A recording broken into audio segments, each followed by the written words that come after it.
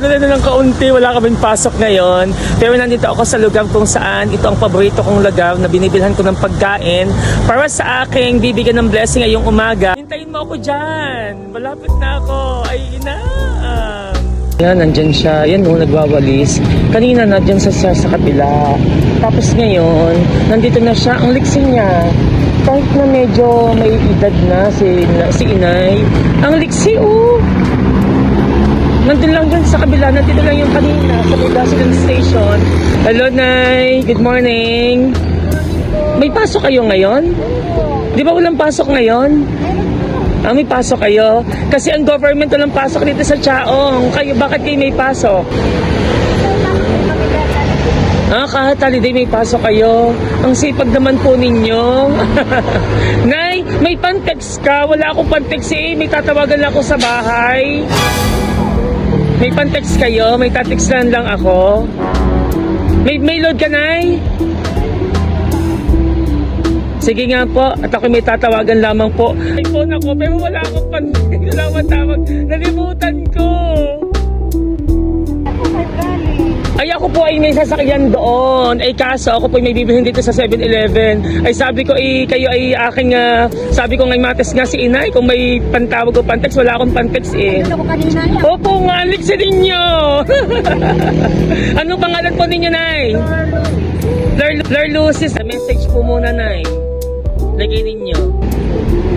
Ano ba ako sa sentong po Ang sipag nyo. Ilang taon na kayo, Nay? Bakit kayo nagtatrabaho pa? Kailangan po. Ay, ilan ka ang inyong anak? Ay, may mga asawa na po sila. Yung asawa ko yung 72 17 na. na lang kayo na lang ang nagtatrabaho sa inyong bahay? Din po siya. Ay kayo naman, ang mga anak naman ninyo, binibigyan kayo paminsan-minsan? Opo. Ano po, dito tayo sa lilim, dito tayo sa 7 reward. Ako? Ngayon, okay. Yay! Nay! Dahil masipag ka, para sa'yo yan, at para sa'yo to.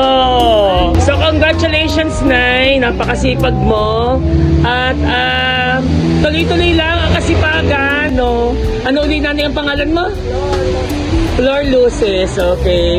Nanay, congratulations sa pakasipag mo. Bigyan ka sana ng mahabang buhay, malakas sa pangangatawan, para at least magawa mo ang mission mo dito sa buhay, sa atin.